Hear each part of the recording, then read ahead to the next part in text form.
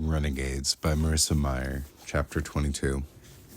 Nova stayed on the roof for more than an hour, longer than she'd meant to. But when she realized she was expecting one of the expecting Adrian to come check on her, it sparked a sense of stubbornness that refused to ebb long after she knew she should have gone back down to their makeshift surveillance room. She wasn't waiting for him. Why should she? Even as she stood on the roof, watching the silent stone facade of the library, the stillness of its black windows, the occasional car that breezed past on the street, she could feel the words heavy on her tongue, waiting for their chance to come out. "Why did you stop sleeping?" he would ask. And against every ounce of logic inside her, she would answer, "I fell asleep the last time I ever slept. When I woke up, there was a man with a gun. He killed them both. He killed my sister, he tried to kill me, and the Renegades didn't come. After that, every time I tried to sleep, I would hear it happening all over again, till eventually I stopped trying." That was her origin story, the whole of it. It was none of Adrian's business, or anyone else's for that matter. She couldn't understand why talking about it made her feel so defensive, or given her such a strong compulsion to tell them the truth of her power and where it had come from. She never told anyone, not in so many words, though she thought Ace understood the gist of it. And of course all the anarchists had figured out that she wasn't one for sleeping not long after she moved into the cathedral. But she never had any cause to actually tell someone the story. She never really wanted to. Why would she now? Instead, she paced back and forth across the rooftop, enjoying the fresh air on her skin. Though she'd worn leggings and a simple t-shirt, civilian clothing as instructed, she'd opted to wear the uniform boots she'd picked up at the headquarters earlier that day.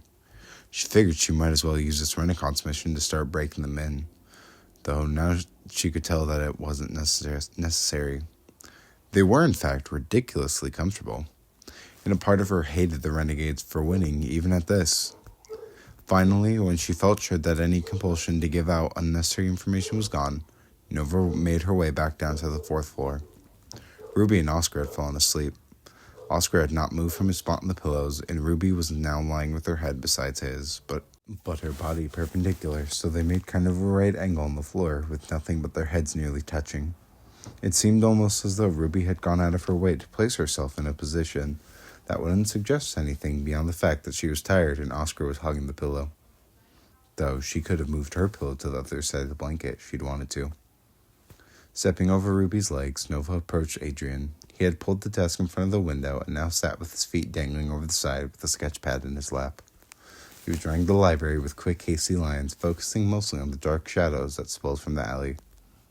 Nova climbed up onto the desk and sat beside him, her toes tapping against the glass. "You all right?" Adrian said without looking up. "Fine," said Nova.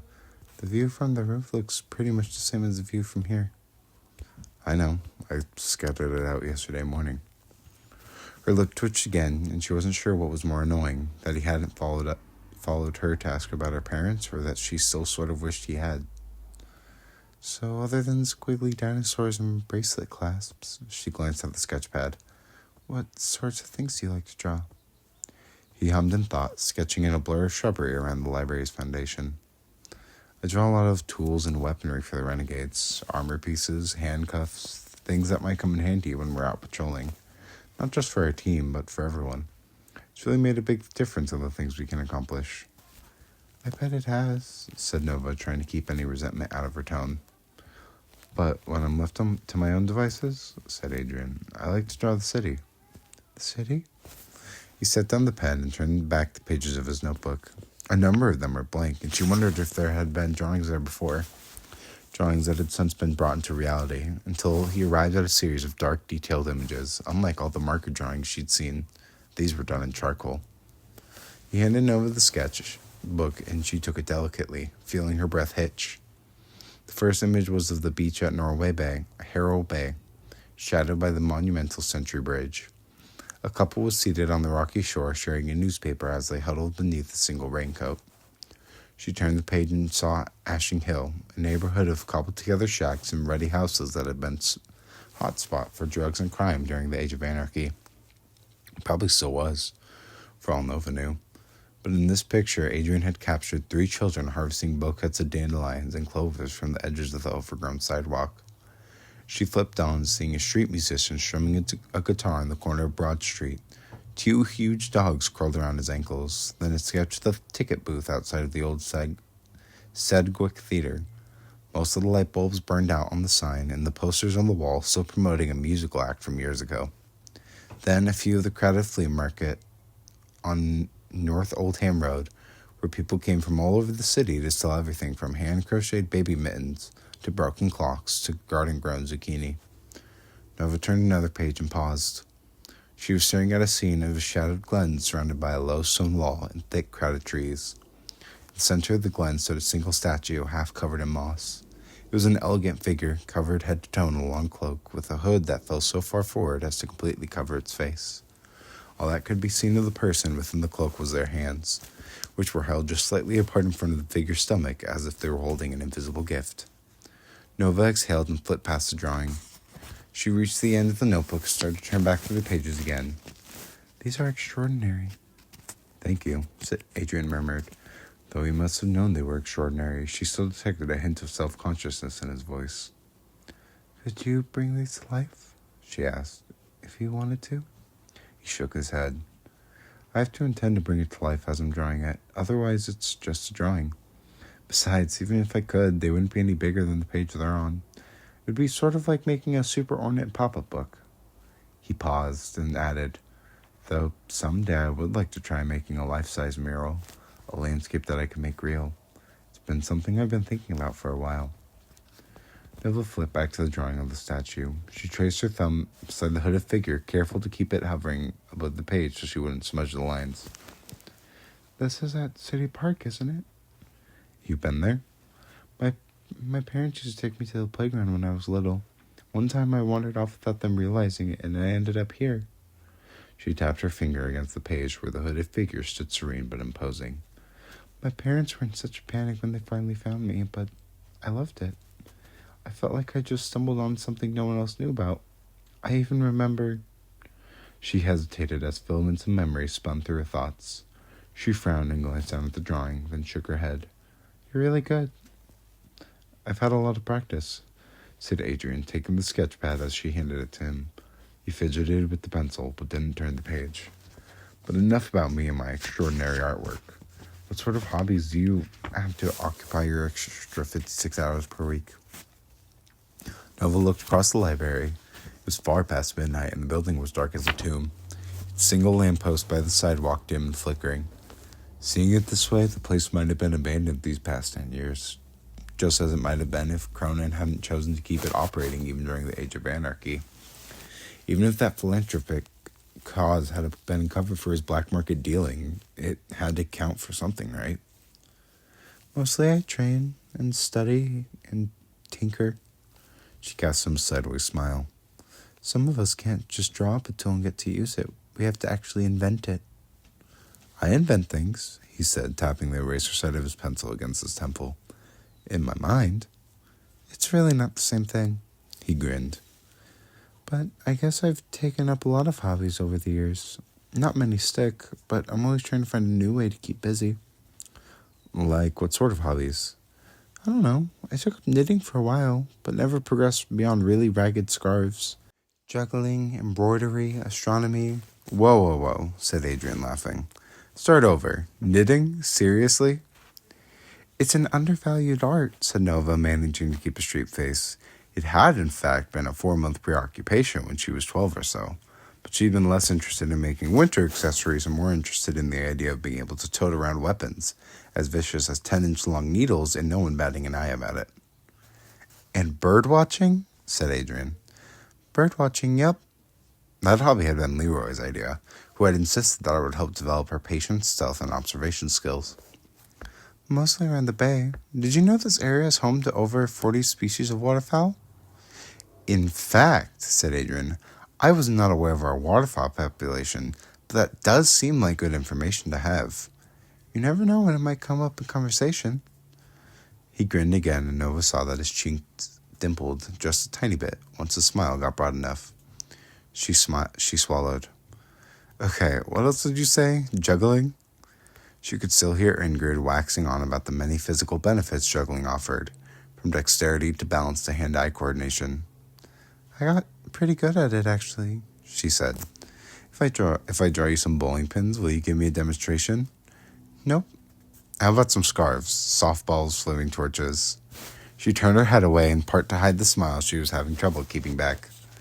We're supposed to be on a very important mission, you know. I'd hate to be a distraction. Fine, I'll let it go for now. What was that other thing you mentioned? Astronomy. Right. Now that one, I get. Being up all night, you've probably spent a lot of time looking at the stars. Nova looked up to the few bright stars that could be seen dotting the sky between the buildings. There had been no ulterior motive for learning about the night sky, only that she found it fascinating. She could remember the sky being full of stars when she was a child. They were more difficult to see these days, now that so much of the city's power grid had been fixed. She liked electricity, but some nights she would have given almost anything to see the Milky Way again. Nova was still staring at the stars when behind her Ruby started to mutter in her sleep. Nova heard only, "Show you a zero," and then what might have been casserole. She looked back as Ruby rolled onto her side and curled into a fetal position, her head sliding off the pillow and onto Oscar's outstretched arms. Are they? She asked, gesturing between the two sleeping forms. No, said Adrian, who was turning pages in his sketchbook. But they like each other. Hard to say. He found the sketch of the library and glanced back once, his eyes softening a bit as he looked at his friends. I'm almost positive Oscar likes her, but I think he's too afraid to do anything about it. And Ruby, she pretends to be oblivious, but I wonder.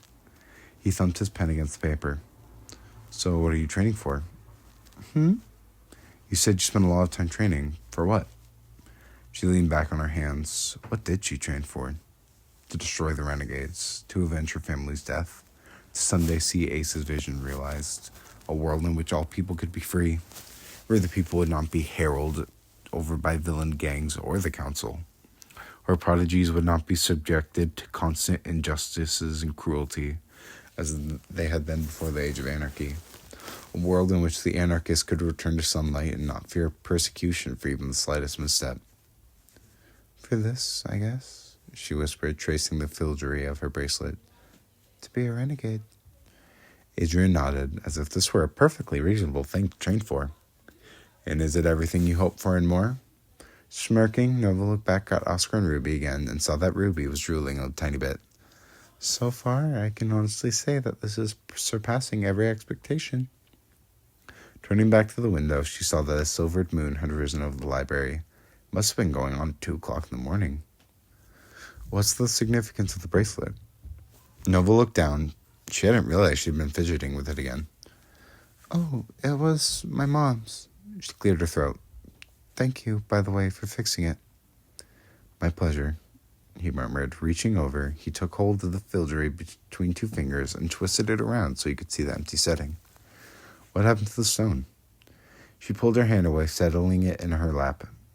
This is how it was when I got it, she said, picturing the bracelet abandoned on their tiny kitchen table.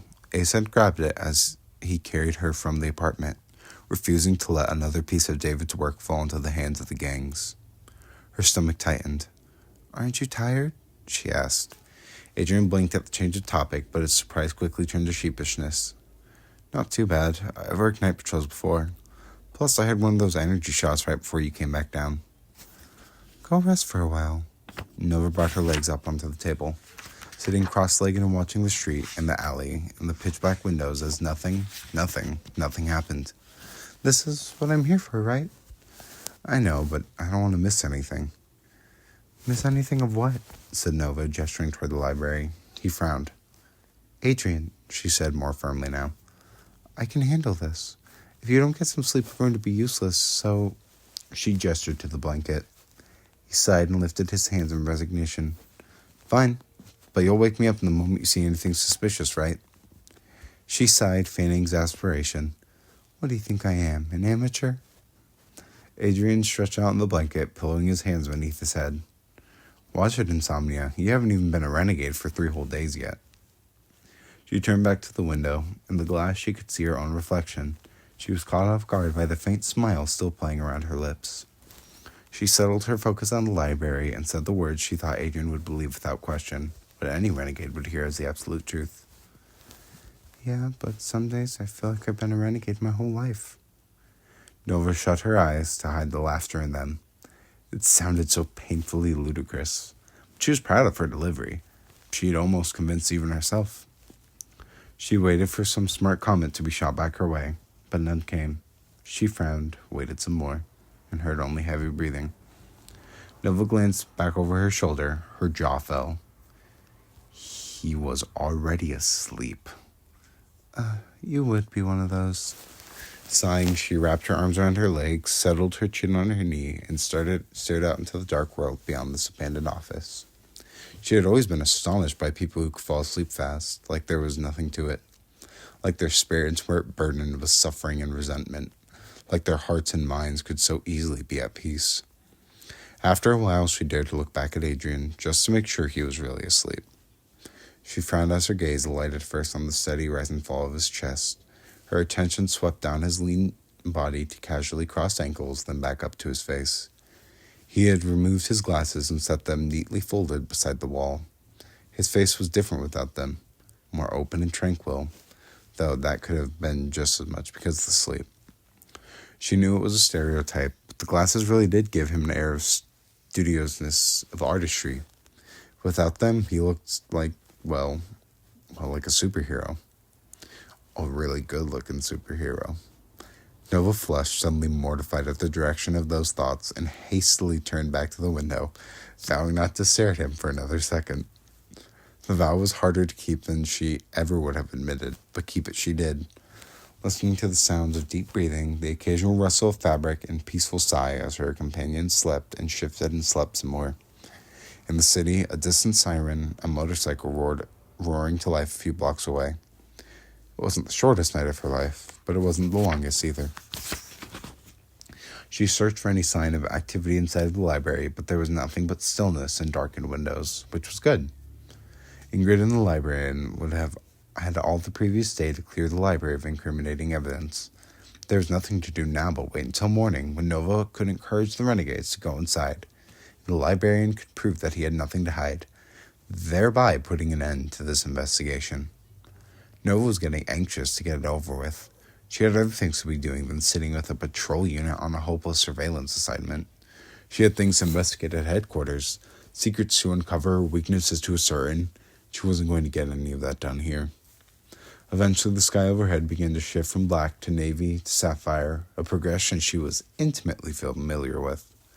The window was facing north, so she had no hope of seeing the sunrise, but she sensed it in the gradual lightening of the clouds and the way shadows began to stretch long ways down the street, and how all at once the windows of the library began to glimmer with morning light. At 8 o'clock sharp, the closed sign in the window was flipped over to open. Nova couldn't see who had turned it, Narcissia or Jean Cronin himself. 9 minutes later, the first Patreon arrived, an elderly woman carrying a basket full of thick paperbacks, her head tucked beneath a plastic hood, even though there were no rain clouds in the sky. Nova climbed down from the desk and nudged Adrian with her toe. "Hey, Sketch." It was Ruby who woke first, startling when she found herself restrained by Oscar's arms around her waist. She moved it off her and sat up, brushing her black and white hair aside.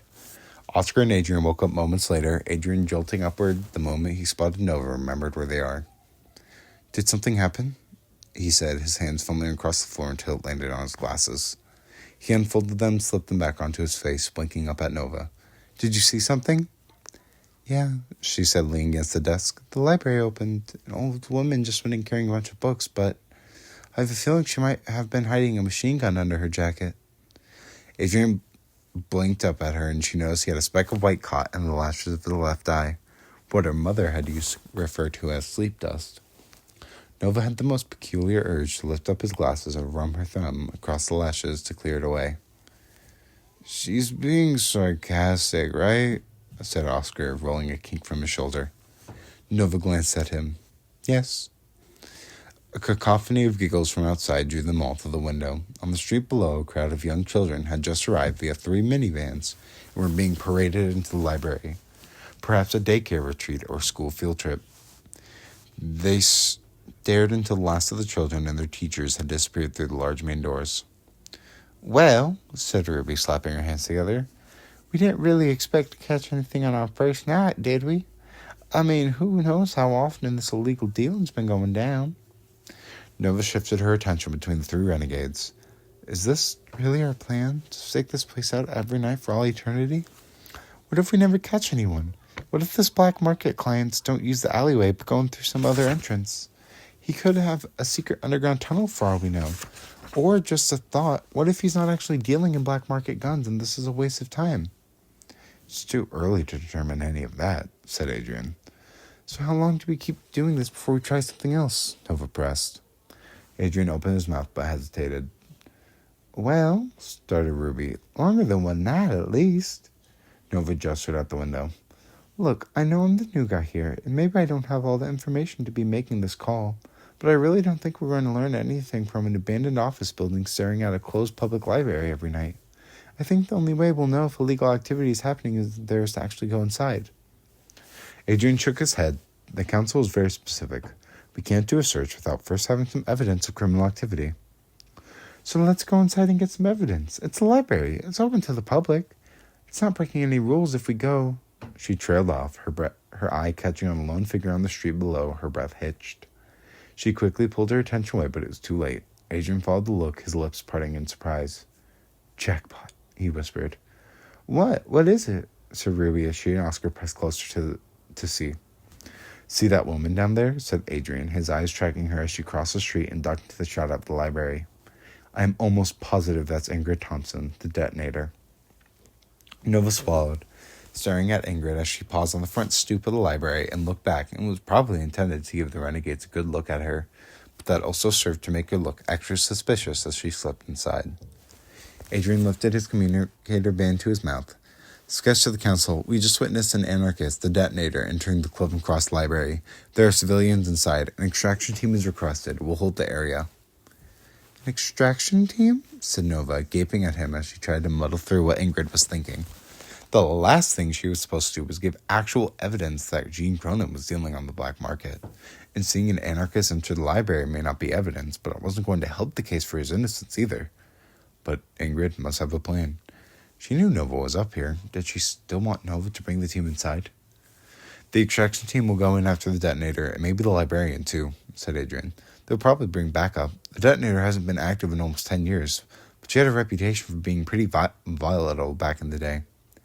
Inhaling sharply through her nostrils, Nova looked down at the closed library doors. Whatever Ingrid was thinking, she would have planned on there being only 3 renegades in this mission. Whatever she was planning, an extraction team probably wasn't on the agenda. We should go in, she said. Ruby looked at her. What? The detonator makes bombs, right? She could blow up that whole place in seconds.